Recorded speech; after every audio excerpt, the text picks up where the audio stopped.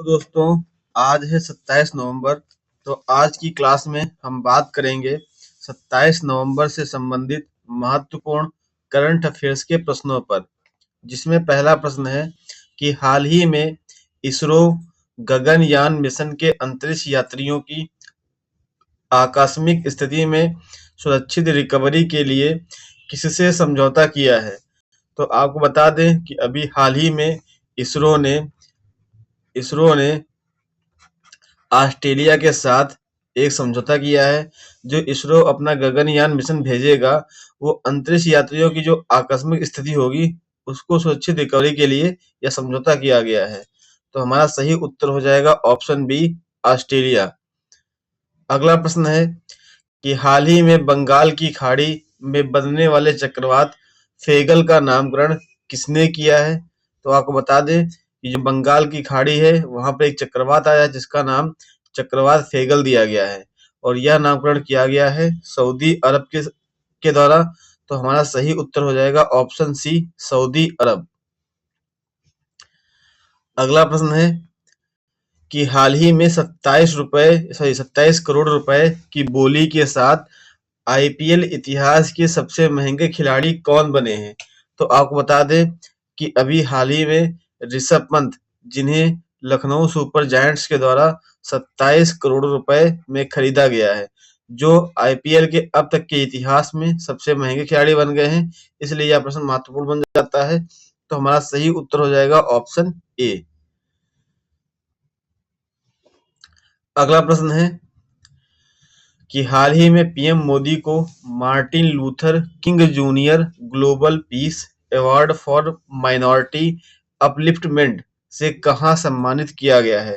तो आपको बता दें कि जो यह अवार्ड दिया गया है, यह मोदी जी को यूएसए के द्वारा दिया गया है, संयुक्त राज्य अमेरिका।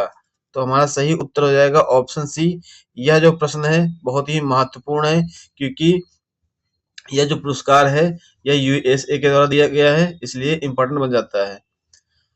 अगला प्रश्न है कि हाल ही में सार्वजनिक परिवहन के लिए पहली बार ग्रीन हाइड्रोजन बसें कहाँ प्रारंभ हुई हैं। आपको बता दें कि अभी हाल ही में लद्दाख में जो सार्वजनिक परिवहन के लिए है, पहली बार वहां पर ग्रीन हाइड्रोजन बसों की शुरुआत हुई है।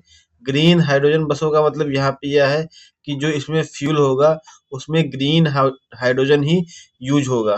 तो हमारा सही उत्तर हो जाएगा ऑप्शन डी। अगला प्रश्न है कि हाल ही में राष्ट्रीय गोपाल रत्न पुरस्कार 2024 के तहत सर्वश्रेष्ठ डेयरी किसान के पुरस्कार से सम्मानित रेणु का संबंध किससे है। तो आपको बता दें कि पहली बात तो ये आपको ये ध्यान रखना है कि जो राष्ट्रीय गोपाल रत्न पुरस्कार 2024 है, यह किसे प्रदान किया गया है। तो यह रेणु जी को प्रदान किया गया है, और यह हरियाणा की रहने वाली है।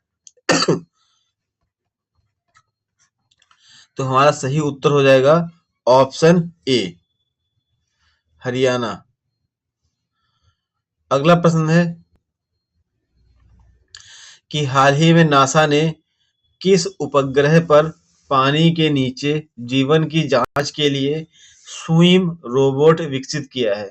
तो आपको बता दें कि जो नासा है, नासा ने एक उपग्रह है जिसका नाम है यूरोपा। इस यूरोपा उपग्रह के मतलब कि इस उपग्रह पर पानी के नीचे जीवन खोजने के लिए एक रोबोट बनाया है जिसका नाम है स्विम रोबोट। ध्यान रखना है। तो हमारा सही उत्तर हो जाएगा ऑप्शन डी, यूरोपा। अगला प्रश्न है कि हाल ही में गुरु तेग बहादुर शहादत दिवस 2024 कब मनाया गया। तो आपको बता दें कि प्रत्येक वर्ष जो गुरु तेग बहादुर शहादत दिवस है, यह प्रत्येक वर्ष 24 नवंबर को मनाया जाता है। तो हमारा सही उत्तर हो जाएगा ऑप्शन सी। अगला प्रश्न है कि हाल ही में महिलाओं के खिलाफ हिंसा उन्मूलन के लिए अंतर्राष्ट्रीय दिवस कब मनाया जाता है। तो आपको बता दें कि महिलाओं के खिलाफ हिंसा उन्मूलन के लिए प्रत्येक वर्ष जो अंतर्राष्ट्रीय दिवस है, वो 25 नवंबर को मनाते हैं। यह प्रश्न जो है कई बार परीक्षाओं में पूछा गया है, तो आप इसको ध्यान रखिएगा, ये बहुत ही महत्वपूर्ण प्रश्न है। तो हमारा सही उत्तर हो जाएगा ऑप्शन डी। अगला प्रश्न है कि हाल ही में किसने राष्ट्रीय सुरक्षा को बढ़ावा देने के लिए पहला एआई डेटा बैंक लॉन्च किया है? तो आपको बता दें कि अभी हाल ही में भारत ने एक एआई डेटा बैंक लॉन्च किया है, जो कि भारत का पहला एआई डेटा बैंक होगा और जिसका उद्देश्य होगा राष्ट्रीय सुरक्षा को बढ़ावा देना। तो हमारा सही उत्तर हो जाएगा ऑप्शन ए।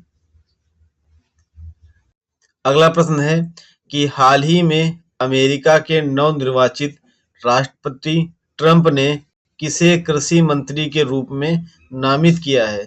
तो आपको बता दें कि अभी हाल ही में जो अमेरिका के नए राष्ट्रपति निर्वाचित हुए हैं, तो उन्होंने अपने मंत्रिमंडल में कृषि मंत्री के रूप में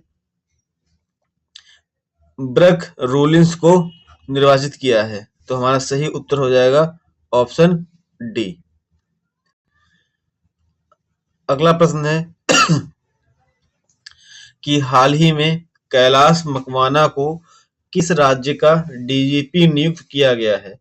तो आपको बता दें कि अभी हाल ही में कैलाश मकवाना जी को मध्य प्रदेश राज्य का डीजीपी नियुक्त किया गया है। तो हमारा सही उत्तर हो जाएगा ऑप्शन डी। जो डीजीपी होता है इसको बोलते हैं पुलिस महानिदेशक।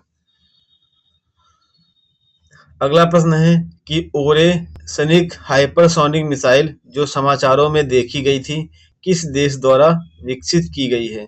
आपको बता दें कि जो ओरेसनिक हाइपरसोनिक मिसाइल है, इसका विकास रूस के द्वारा किया गया है। तो हमारा सही उत्तर हो जाएगा ऑप्शन सी, जिसने ओरेसनिक हाइपरसोनिक नामक मिसाइल का विकास किया है। अगला प्रश्न है कि हाल ही में खबरों में रही अष्टमुडी झील किस राज्य में स्थित है? तो आपको बता दें कि जो अष्टमुडी झील है यह भारत के केरल राज्य में स्थित है। यह एक लैगून झील है, ध्यान रखना है। तो हमारा सही उत्तर हो जाएगा ऑप्शन बी। अगला प्रश्न है कि हाल ही में किस सार्वजनिक प्रसारक ने ओटीटी प्लेटफॉर्म वेव्स लॉन्च किया है? तो अभी हाल ही में प्रसार भारती ने एक ओटीटी प्लेटफॉर्म लॉन्च किया है जिसका नाम वेव्स है।